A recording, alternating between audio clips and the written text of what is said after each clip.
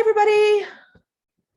Just give everyone a minute to filter in. Hello, hello. Welcome and welcome back if you have joined us before on this lovely March evening on the right end of spring. On the end of spring that says more spring to come. We're having a nice turn in the weather here in New York, so I hope wherever you're at that you're also having some great weather. All right, awesome. You probably all know me, but if you don't, I'm Sandy Lowe. I'm Bold Strokes Books Senior Editor, and this is BSB Preview, where we are previewing our April 2022, 2022 books.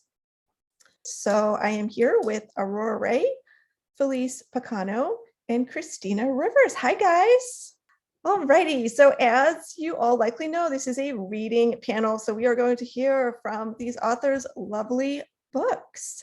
First up, I do have an opening question, and that is anything in your novel based on a real life experience? Felice, why don't we start with you? Well, I'm old, but I'm not as old as the middle of the 19th century, so I have to say no. Oh, in this wow. regard. In this regard, it is a 19th century novel, Pursued, Lillian story, beautiful cover. It is the second of a series of which Pursuit was the first, a Victorian entertainment. And the wonderful copy says at the back, in pursuit of Victorian entertainment, Addison Grimmon's slum-born but ambitious, blah, blah, blah, blah, blah. Now in Pursued, Lillian's story, we get the other side of the story from Lillian, the woman being pursued. And we find out what's going on with her. And this is in a series of letters which are intermixed with letters by other people, including her son, the people who are traveling with her, one of whom cannot be trusted, one of whom may be an opium addict. And it's very 19th century. And so it sounds 19th century. So I'm going to begin with, it's all about this marriage she made as the vicar's daughter in northwestern England in the 1850s to the Earl of Ravenglass's young son, the golden boy. Oh, Felice, I'm just going to cut you off for a second because I'm going to ask the opening question to the other two before we start the readings. Is that okay? Sure. All right, 1 second. Christina, how about you? Is anything in your novel based on real life experience? Sort of. So my wife and I actually met during Don't Ask, Don't Tell when we were both serving in the military. And so kind of the premise came from, it's really hard. We'd long distance for a while. You know, how do people handle it who are meant to be and end up breaking up because of the pressures of it? So it kind of spun out of not at all my life, but some past experiences. Yeah, for sure. I like that too, because you can imbue your story with some real, like, genuine experiences, but you still have enough distance that you're not like writing about you necessarily. So awesome. And Aurora, how about you? Anything in your novel based on real life experience? I want to say the baby goat part. This is affectionately known as the secret baby goat romance. Any attendees of the BSB panels where I've been a part, this has been a bit of a running joke the last few months. Oh, it's not a joke. No. There's a secret baby goat. There better be. There is a secret baby goat in the story, but sadly, I do not yet have a secret baby goat. One day. So, but there are. It's actually, we're getting a taste of spring here too, and the peeper frogs have started. I don't know if you can actually hear that like jingle bell sound in the background, but there's a mention of the peeper frogs at some point in the book. So that's the part I can claim, that it's spring in the country in upstate New York. Oh, awesome. Can't wait to read that one. Very timely. All right, Felice, take it away. If everyone else can please stop video and mute. I can't wait to hear more about Pursued. So this is an older woman writing about her 10-year-old self. And it's the heir's birthday party. Seizing upon a small bunch of flowers, I asked my father if I might not present them to her ladyship. Pleased for once that I'd offered such a feminine idea, for under my brother Rudolph's influence, he believed that I had grown a great tomboy. He agreed. I approached the front dais and placing myself so the little heir could not fail to notice me, I laid the flowers into her ladyship's lap with a pretty little speech. I turned to her son, the heir of Ravenglass, and said in a voice only he might hear, "My brother quite admires you. We both agree that your costume is the most remarkable." "You're the vicar's girl," he said. "I've seen you on the grounds playing hide and go seek and little man's door. You play quite prettily." I thanked him. "Was that your brother, that dark-haired schoolboy playing with you?" I admitted it was. "You both are very pretty and play very prettily together," he said. "Twins are uncommon, and you are quite the most attractive twins I've looked upon." "Can you keep a secret?" I asked. "We are not twins, but 1 3/4 years apart. My brother, the elder." "Only I share that secret?" he asked. "And your family, of course." "Only." "Do you want to hear another secret?" I went on. "My brother would give you his newly won halfpenny to hold your silver dagger in its leather belt." "I need not halfpennies," he said somewhat grandly, "but if he desires it so much, he shall have the dagger." "No, as a vicar's son, he cannot. That's a gentleman's prerogative. He may, however, hold it and touch it and wear it a moment or so." "Fetch him." At first, Rudolph refused, but I insisted. "After all, you are old enough now to pay him your respects," I said. "And about time that you both realized your position," my father added. Rudolph followed me back to the main table quite nervously. By that time, the Earl himself had joined the family. To our twin bow and curtsy, murmurs of your worship, saying to his son, "See, Roland, how well brought up they are, these children of the vicar. They are gentle yet prompt in conveying their greetings."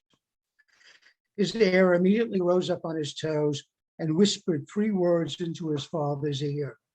Amazed, his father then whispered loudly, "How do you know this?" To which his son whispered 3 more words, presumably the secret I told him. "Why, that's grand and amuses us all," he said, and was quite pleased. I then introduced my brother to little Roland of Ravenglass, who said, "I have seen you about the grounds and admired your strength and cunning at play." No words could have more ingratiated their speaker to my brother. "Alas, that we cannot play together," he said. "But we can," Roland assured him.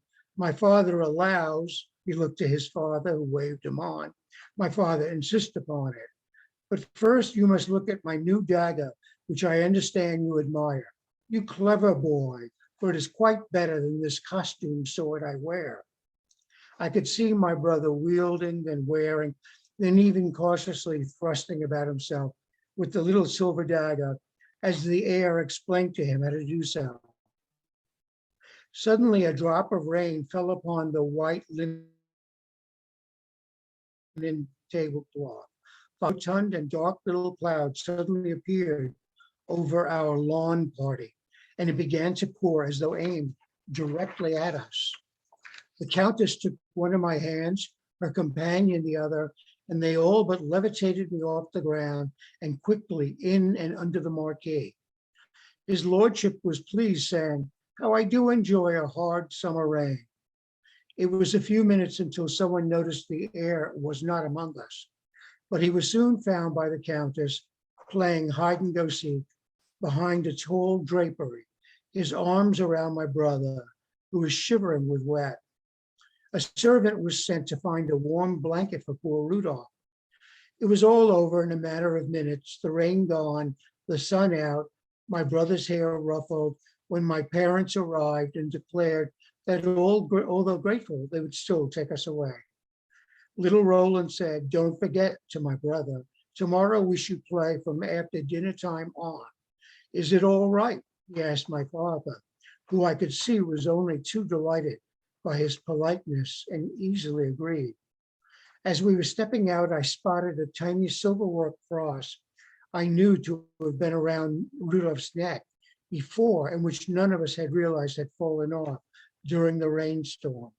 As I knelt to pick it up, a door swung ajar some 5 feet behind me, and I said the heir's voice say, "I like that boy very much, even if he isn't a twin." His father's voice replied, "Why then, my boy, you shall have him, of course. Why ever not?" To which his son replied, "Why ever not?" And they both sort of sniggered.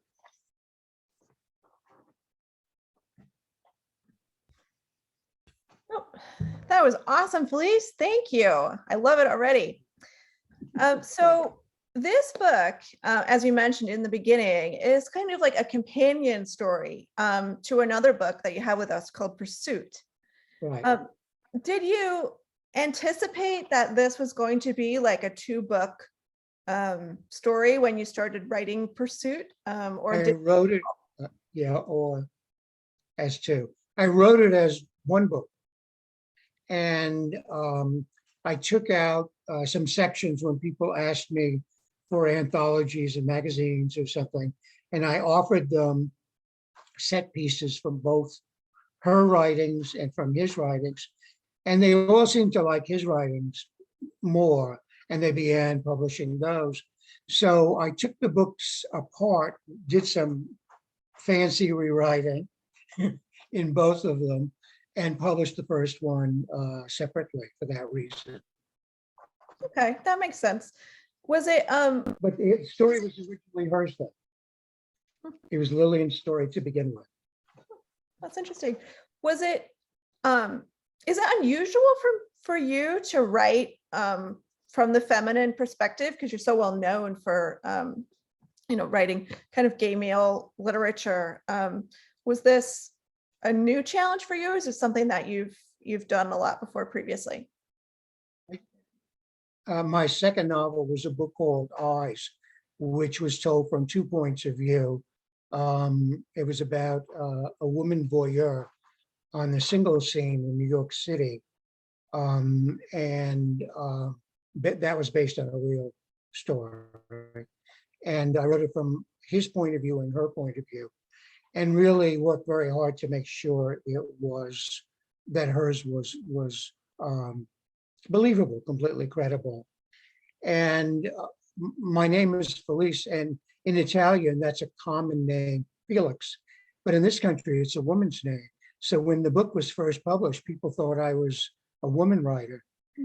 And I got compliments for writing the male part. So, but this is the second book after that. And the fact that I had read so much Victorian literature meant that it should be told by a woman. It was her story. For sure. For those of you who might not know, Felice is one of the greats, one of the forerunners of LGBTQ literature. How long have you been writing now, Felice? I'm going to give my age away. You can just If I say guesstimate. it, Just give us a round number. Okay, 50 odd years. Wow, that's amazing. So please do check out all his books. We have a bunch of them over at the BSB web store. If you follow the links I put in the chat roll, and a bunch also not published by BSB, which I'm sure you can find on Amazon and anywhere good books are sold. Thank you so much. I loved that. You're welcome. All right, next up we have Christina Rivers. Hello. I'm just gonna correct my view here. So Krystina, you're a brand new author at BSB. I am. That's exciting. Why don't you tell us a little bit about your debut novel? So Something Between Us is a second chance romance between Quinn and Kirby. They're both former military who fell in love while serving under Don't Ask, Don't Tell, which was a difficult time for gays in the military, involving a lot of lying and hiding and more lying and more lying. And Quinn ended up breaking Kirby's heart when she chose her career over them. Fast forward 10 years, they both now live in Chicago and have been running into each other at all of Kirby's favorite places. But the more they run into each other, the more Kirby finds herself softening towards Quinn despite her best efforts otherwise. So this scene takes place as Quinn is taking her dog downstairs for a walk and ends up entrapped in an elevator with Kirby. And it happens to be the evening after she walked in on Kirby and another woman kissing in the elevator lobby. So things are a little tense even before the elevator gets stuck. So with that, let's join them.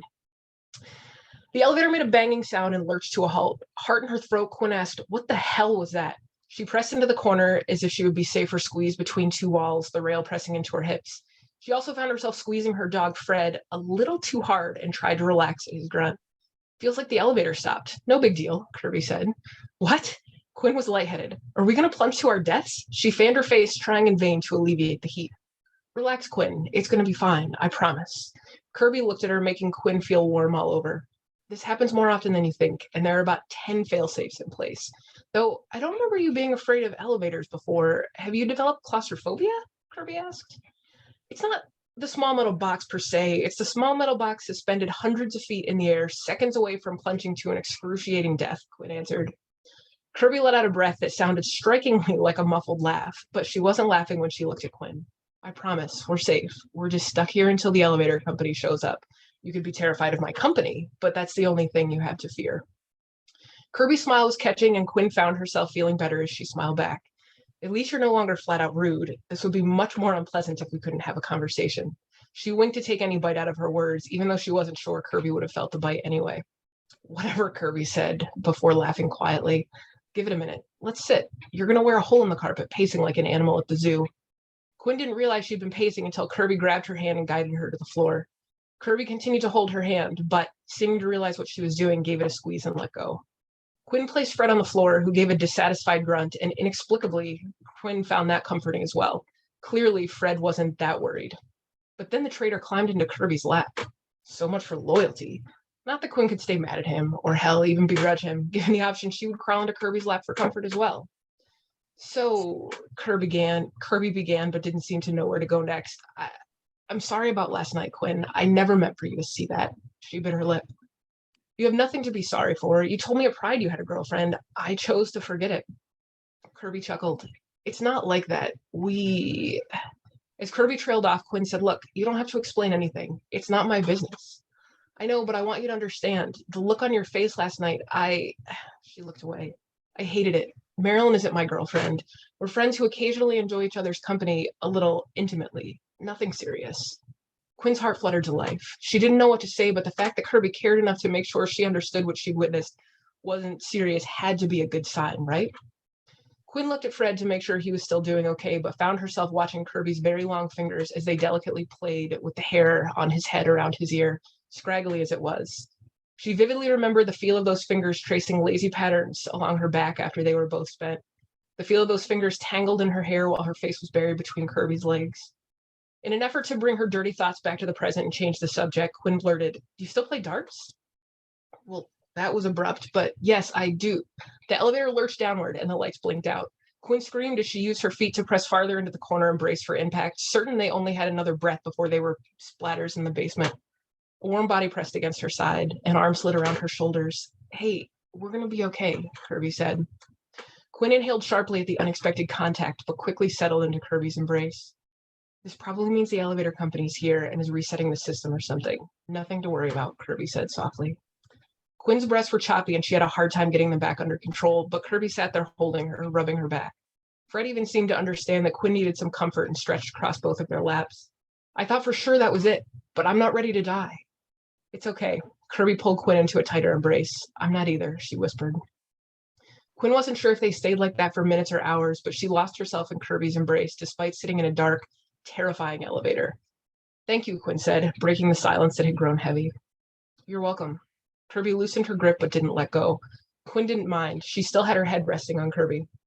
Quinn reached to pet Fred, and as she was running her fingers along his back, they brushed Kirby's. "Sorry," she muttered and pulled her hand back up to Fred's head. Quinn thought she was imagining it when she felt a warm finger graze hers on Fred's head the first time, but then she felt another warm brush and another, until a finger linked with hers and stayed there. They slipped into a comfortable silence, their fingers connected in Fred's wiry fur, Quinn's head still on Kirby's shoulder. She'd always loved the way Kirby smelled and turned her head into her neck, taking in a deep breath. She felt Kirby shift slightly, giving her a little more access. She was pretty sure that's why Kirby shifted anyway. Quinn couldn't see, but could feel Kirby breathing, the rise and fall of her chest, the occasional hitch that said Quinn wasn't the only one feeling something. Perhaps it was the complete darkness that made her bold as she turned her head a little farther and brought her lips to Kirby's neck. Her senses were overwhelmed. The softness of Kirby's skin, the scent of her hair filling Quinn's nose. She heard Kirby sigh and followed suit. She began to shift for leverage to find Kirby's lips when the lights abruptly came back on and the elevator began a controlled descent. Quinn pulled away and blinked as her eyes tried to adjust to the bright light flooding the cabin. She saw Kirby's chest heaving in time with her own. Quinn wanted to say something but had no idea what the right thing was. She watched as Kirby's eyes shifted from being overwhelmed by the light to panic and didn't know what to do to stop it. She started to open her mouth before she even knew what she was going to say, but before she had a chance to speak, Kirby slid out from under Fred and jumped across the car. To find out what happens next, you will have to buy my book. Wow. What? No. Sorry. Oh, way to end on a cliffhanger. All right. Have you ever been stuck inside an elevator like that? I have not. However, I have definitely seen people on camera who have been. I work in commercial real estate and have dealt with numerous elevator entrapments. So I'm familiar with it, though thankfully not myself. That's a great title too. The next book is going to be The Elevator Entrapment. I like that. You'll join a long list of amazing authors who have written their own elevator entrapments. So great trope, great excuse for them to be alone in confined quarters, together, having to face their attraction. I love it.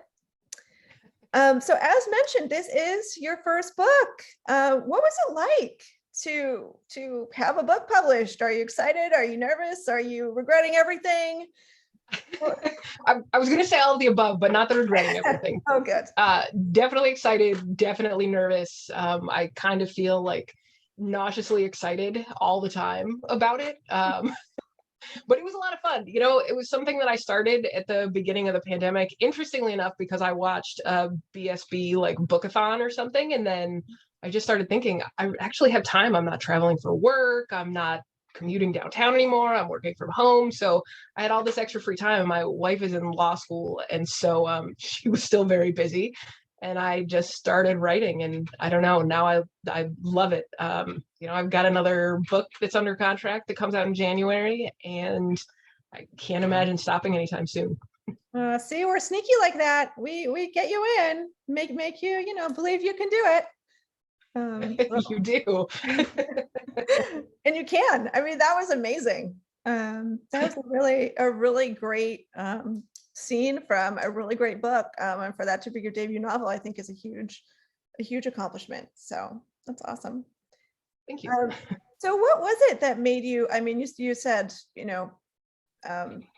going to one of the BSB events and having more time than usual. But why writing? I mean, what is it that made you kind of think, I'm going to write a book? Like, have you always written? What is it about writing that made you think that's what you're going to do? I have been a voracious reader basically since I was a toddler, I think. I don't know. My mom's a reader, my grandmother, both of whom I think are on this call if we got their links set up correctly. And they just instilled such a love of reading. I've read gazillions of books, I think.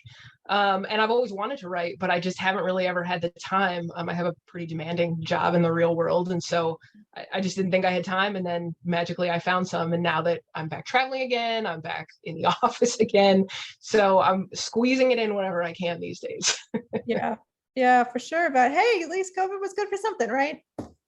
Right. Well, thank you so much. Thank you.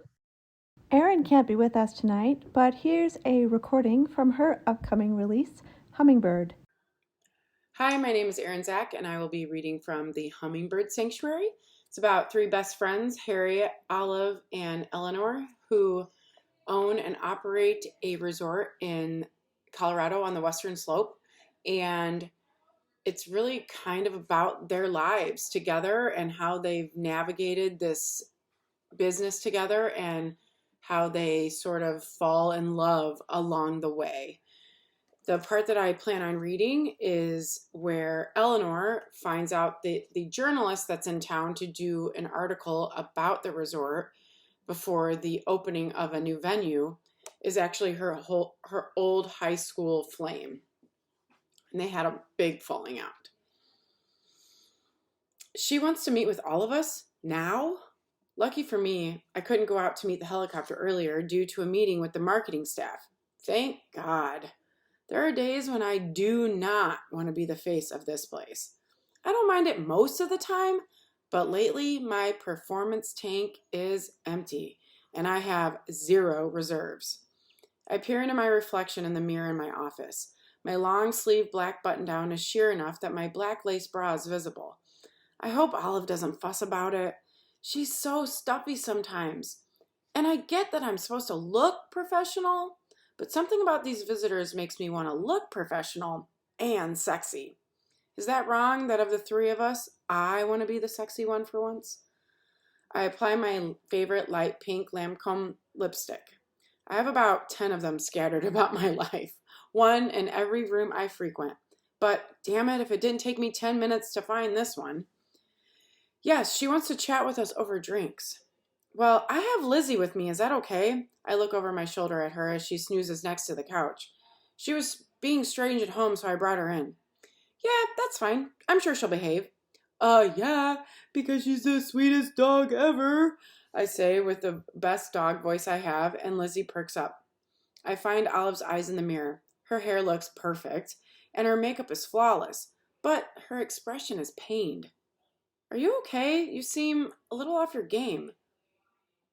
Tell me about it, she replies with a grimace. She stroked out at the helicopter pad, Harriet explains. I did not stroke out. Harriet shakes her head. You're the one who said you thought you were having a stroke. Olive's shoulders fall. She breathes out and shakes her hands. God, it was so weird. I don't know, Ellie. I am a mess today. Great. Harriet is leaning against the windowsill with her arms crossed. We make eye contact and she raises her eyebrows and her eyes get big. Whatever Olive did was something I shouldn't have missed. Which means I'm super happy I did miss it. Witnessing Olive when she's awkward is a lot to handle. I hate watching anyone squirm, but Olive, it's like torture. I fluff my hair. I don't miss the Chicago humidity at all, but the dry air wreaks havoc on any sort of curl I do. Okay, how do I look? Amazing. You literally do not even need to try, Olive says. Olive, come on, what is going on with you? You wanted this article. You set it up. Now you're a hot mess? I'm sorry, but no, that's not allowed. I smooth my hands over my stomach and down the side of my skinny black slacks as I close the distance between us. You are our leader. I put my hands on her arms, bend a little bit, and look into her blue eyes. Be the leader. She gently pulls on the gold hummingbird charm hanging from the long chain around my neck. We all have them and make sure to wear them on important days. Olive's is on a shorter necklace and Harriet's is on a bracelet. Okay, she finally responds. No, not okay. Say it. You're the leader. I'm the leader. Say it again. I'm the leader. That time is much more forceful. I'm the motherfucking leader. Exactly. Okay, come on. We're going to be late, you two, Harriet says swiftly, ushering us from the office. As we're walking down the hallway to the feeder, I realize something. Wait a second, who are we talking to again? The journalist, Olive answers. I know that. I mean, what is her name? I ask as I turn into the feeder and pull on Lizzie's leash. She sits right next to me and I pat her head. I notice Heidi, the bartender, perk up when she sees us walk in, her lips turning upward into a grin. I lift my chin to acknowledge her. Is anyone going to answer me? I turn and my eyes land on wavy auburn hair, a skirt, a David Bowie shirt, a fucking hat. Oh, Jesus Christ. I'd know this person anywhere. Why is she here? Why is Mabel fucking Summers here? This is not okay. None of it. Not at all.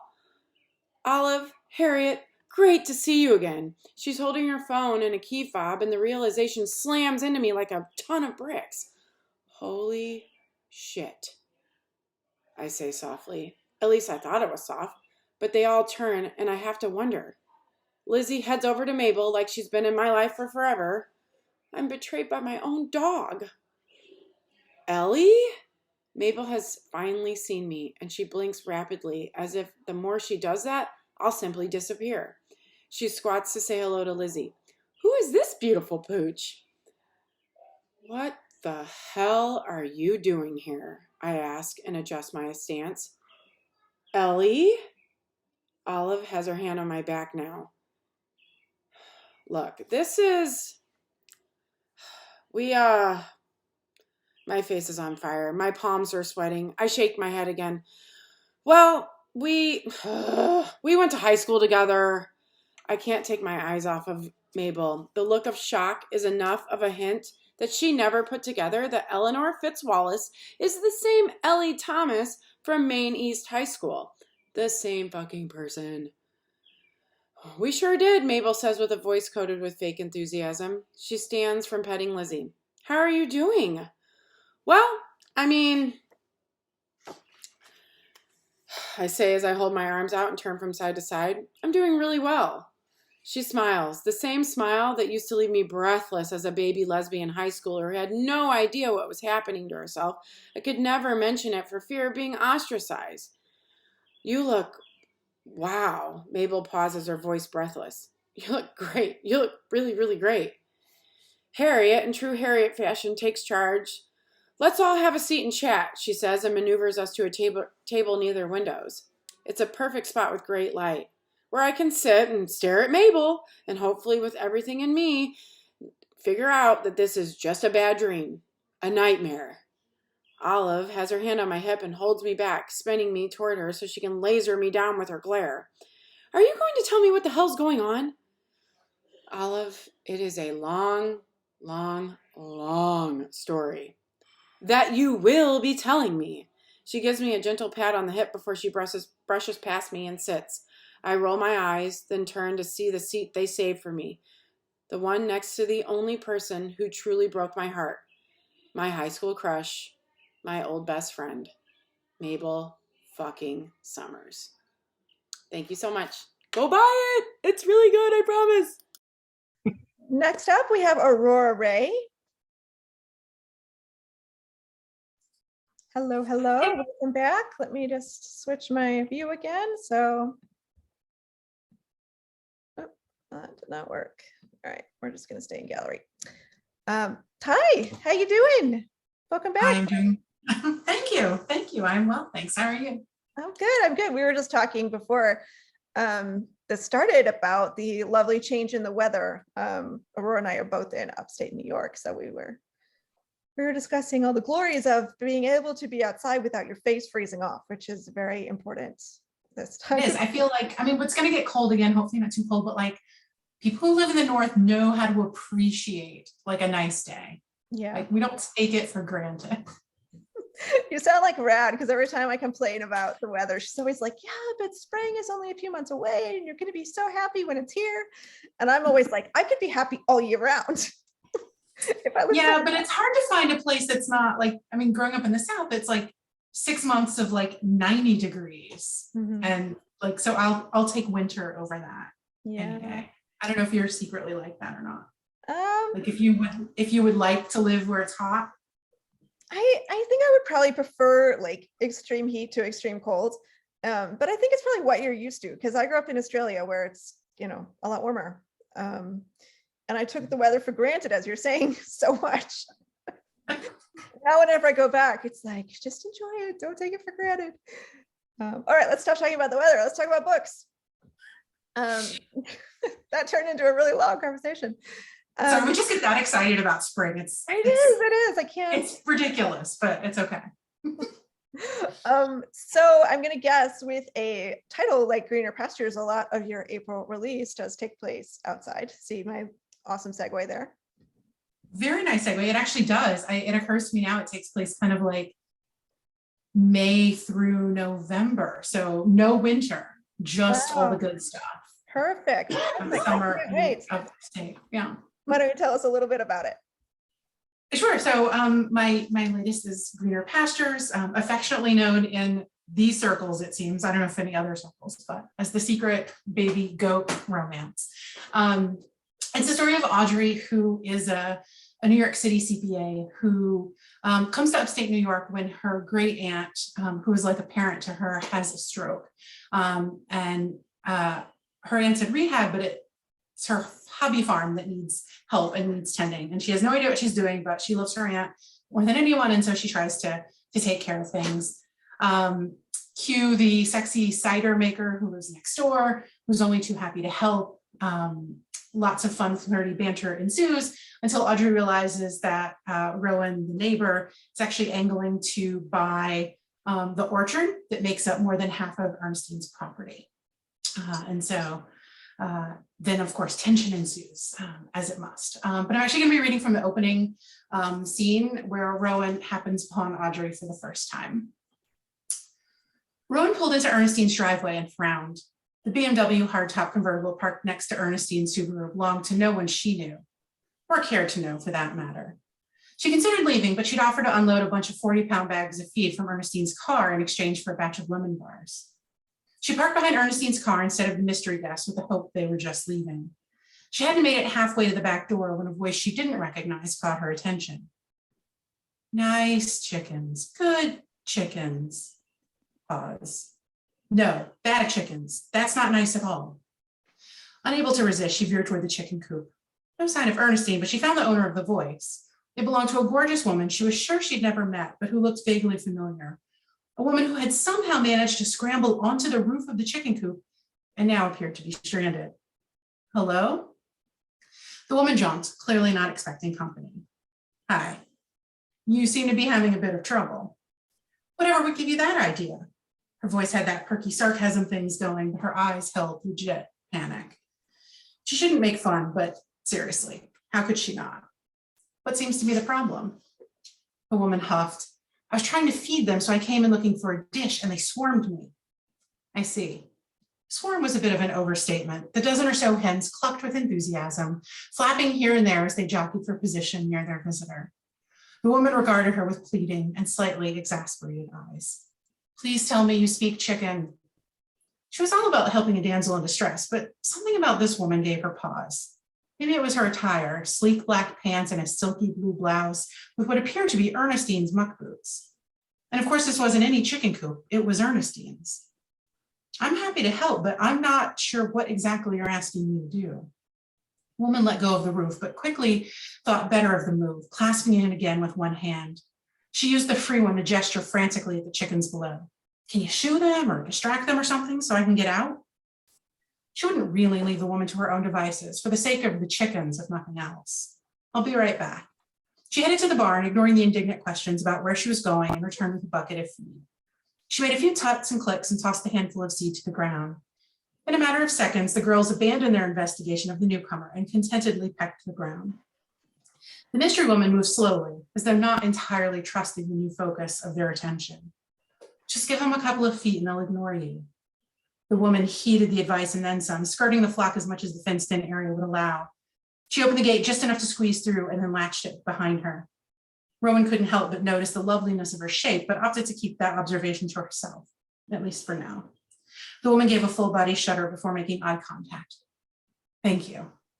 It was hard to remain suspicious of a gorgeous smile and a pair of warm brown eyes focused on her. My pleasure. The woman stuck out her hand. I'm Audrey. The pieces clicked into place. Ernestine's niece. Great niece? The fancy New York City accountant, the one that was practically her daughter, but only visited a few times a year. Interesting. Rowan. Clearly, Audrey didn't know her from Adam. I'm Ernestine's neighbor. Oh, she mentioned you, but I don't think I ever got your name. It's nice to meet you. The unreserved enthusiasm in Audrey's voice went a long way in smoothing over Rowan's first impressions. Likewise. Are you okay? A shadow passed through Audrey's eyes. She opened her mouth, but closed it again, as though rethinking what to say. She glanced at the house, then at the chickens, before making eye contact again. Ernestine had a stroke. All the playful and flirty thoughts flitting through her mind vanished. In their place, a hollow sensation, settled in the pit of her stomach. Oh no. Yeah. Is she okay? Again, Audrey seemed to consider what, or perhaps how much to say. Well, she made it through surgery. The doctors won't know the extent of the damage until she wakes up. Rowan's stomach lurched at the possibilities. Oh, that's awful. What can I do to help? Audrey looked her up and down. In other circumstances, she'd read all sorts of delicious things into it. Now it compelled her to make a case for herself. Ernestine talks about you enough that I know you're a city mouse. That seemed a more generous descriptor than pretty but clueless. She does. Ernestine's eyes narrowed before she closed them and shook her head. Sorry, not the point. The point is, I'm no stranger to farm chores, and I'm happy to lend a hand. Audrey offered a tentative smile. It's kind of you to offer. She went for the gentle tease over the hard sell. I mean, no disrespect, but based on how you fared with the chickens, I'm afraid to leave you alone with the goats.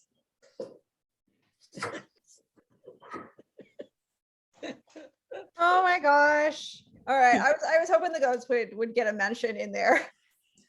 Felice, that was awesome. Thank you so much. Okay, so we have chickens and we know we have goats.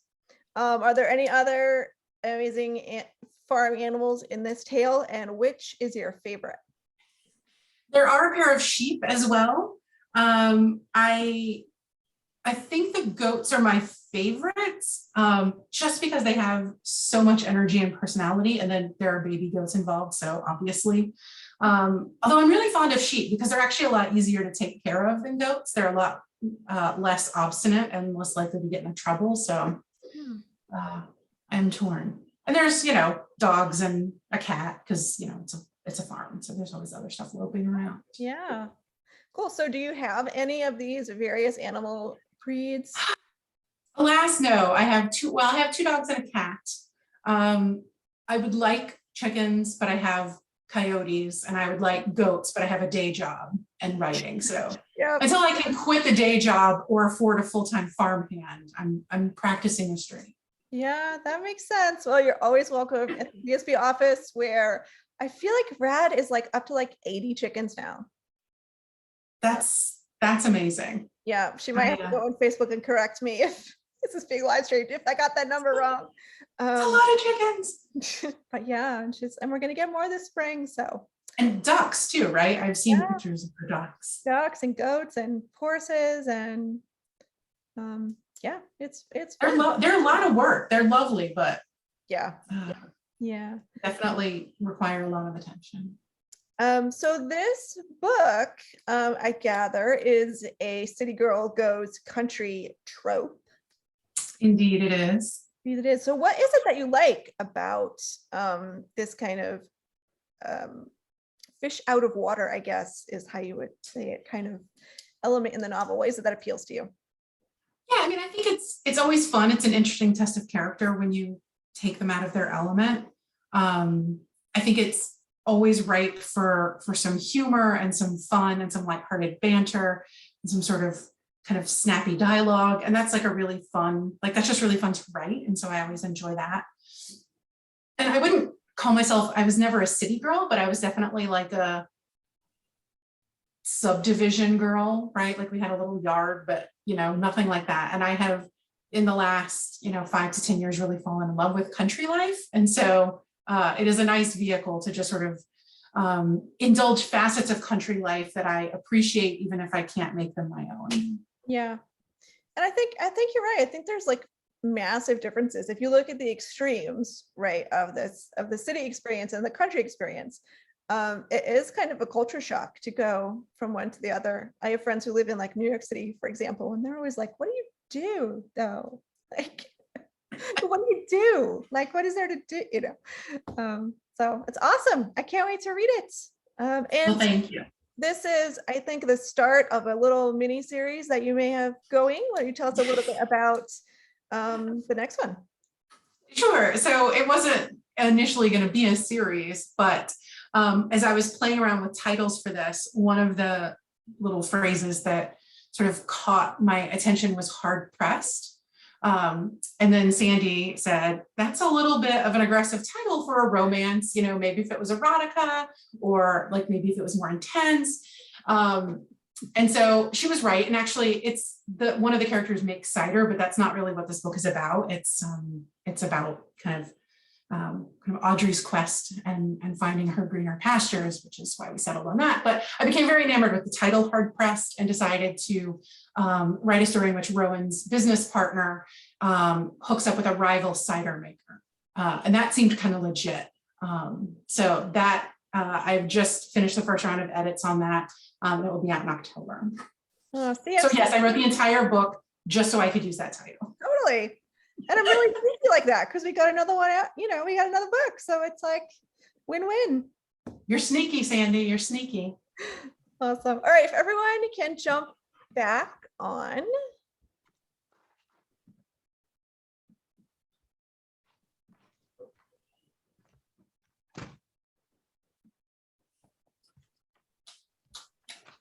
There we go. Let me change my view here. All right, welcome back. Those are amazing readings. I should note that we do have a sale going on tonight until 7:30 Eastern.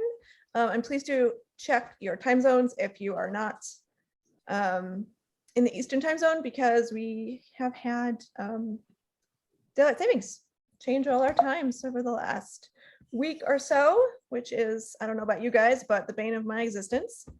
So please do check them. I'm going to pop the link to that sale back in the chat roll. So it's 15% off the ebooks for any of our April releases if you pre-order them. And they will be available in just under 2 weeks. So you get a nice discount if you're early bird. If you have any questions for our panelists, please do pop them in the Q&A box, which is at the bottom of your screen, and they will be happy to answer them. Okay, so I have one to start us off, and that is, what makes this book special to you as an author? So it doesn't necessarily have to be like, oh, this story was, really awesome, or something that would appeal to readers. But for you as an author, what made this book special? Felice? It was just, I've been writing this book for about 10 years. I started about 10 years ago, and I wrote one draft and then another draft and then a semi-draft. And what makes it special is that one of the things I wanted to do was to explore what sexuality meant in past times in the 19th century. We have a bunch of ideas about what it is, but we can't really learn it through literature, because if the literature was true to the time, it was banned and censored, and we never got to read it. Mm-hmm. So I wanted to show what was really going on. And both Addison in Pursuit and Lillian in Pursuit are affected by what we call homosexuality, which was not a term in their time. Yeah. Both of their lives are very much affected by it. Hers in a way that's not good for her. His in a way that is good for him. And so I wanted to show what sexuality looked like. I've also been writing a book set in the 18th century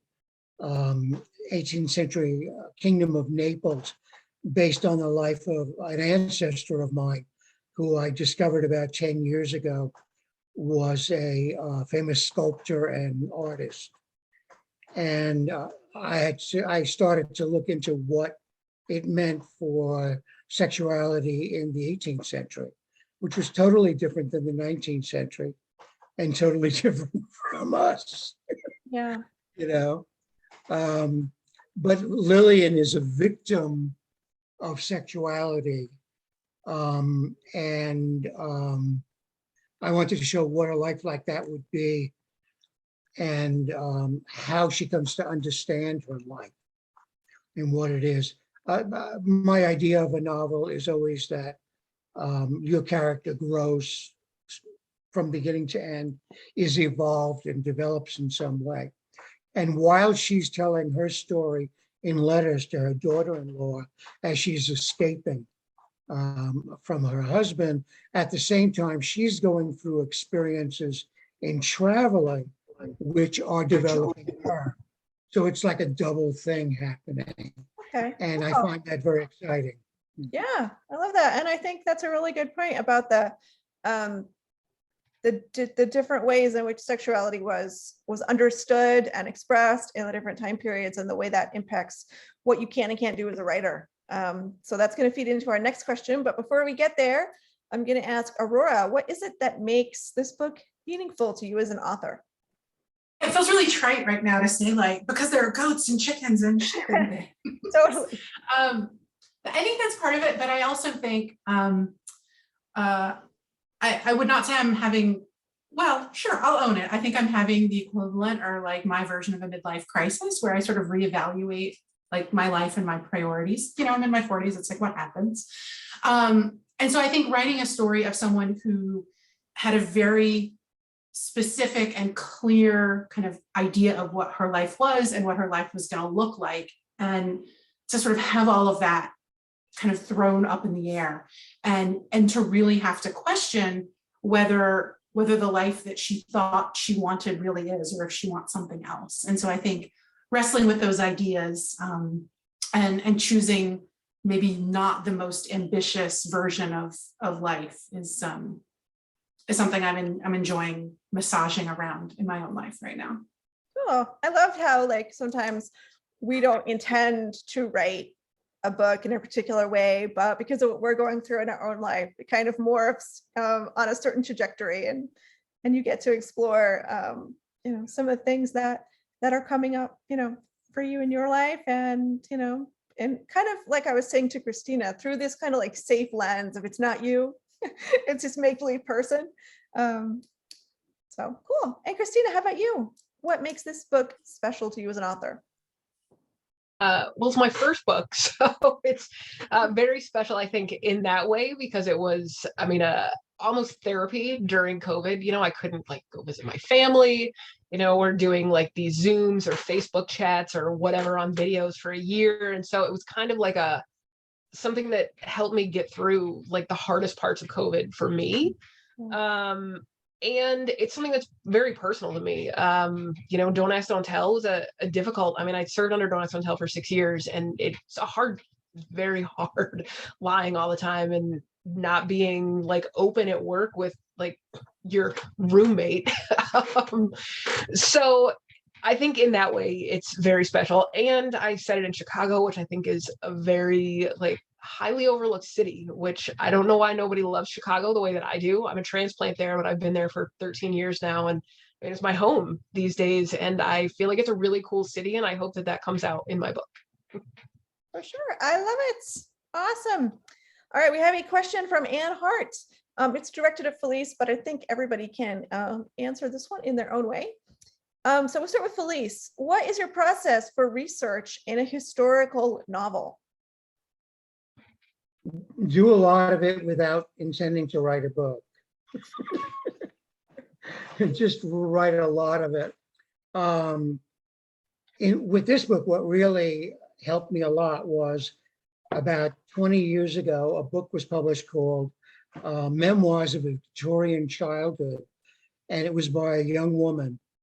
And she talked about things and family relationships and just the objects that they used, which are many of them are very different than any of the objects that we use nowadays, or even in the 20th century, they were very different.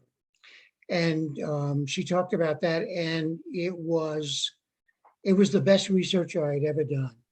It gave me so much of a look at what their life was like, and especially how limited young women were, and even worse, women who were not married, how limited they were, and how it forced women into various roles, whether they wanted to get involved in them or not. And that really, that's the basis behind this book, is someone who is seeking to become herself, to become free, and to become a real person, So that helped a lot, the diaries. Yeah, for sure. That's awesome. Those firsthand accounts. Krystina, how about you? Was there anything in your book that you had to research? I had to research how to throw a dart. There's a scene in the beginning that has to do with darts, and it kind of, I mean, it came up a little bit in the elevator, and I basically, if I like look at like a football or a basketball or anything sporty, I jam a finger. And so throwing like pointy objects at the wall is not anything that I've ever done. So I watched approximately 30,000 minutes of dart throwing videos with professionals, and I don't know, hopefully it comes out well. And if it doesn't, someone will be sure to tell you. Don't worry. I'm sure. I can tell you with all that research, and your wonderful editor, I'm sure it is. And that's a very cool thing to have researched. And now if you're ever in that position where that skill becomes necessary, you'll have a leg up. I'm sure that if I were to try, my dart would still hit back end first on the dartboard and tumble to the ground. It's not good. Put it to test one day. Aurora, how about you? Anything that you had to research? I had to do a lot of research into cider making. There's quite the cider kind of culture and industry in New York.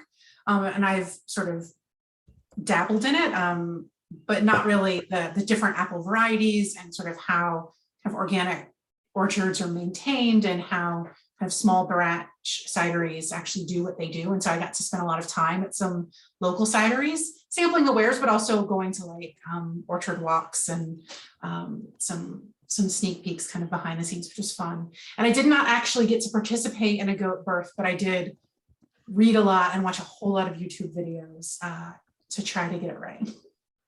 Wow, that's some tough research you've got going there, Aurora. I do try to find research that is stuff I secretly just want to do. Yeah, I mean, what's up next? I feel like there's so many. You could do like a chocolatier or that would Right? be cool research. Yeah, so many good options. All right, we are almost out of time. Don't forget our sale, 15% off the ebooks for these April releases. The link is in the chat roll. Thank you to our amazing authors. Those were great readings, and please join us again in just about 10 minutes for the next session. Have a great night, everybody. Thanks, everyone. Bye. Thank you.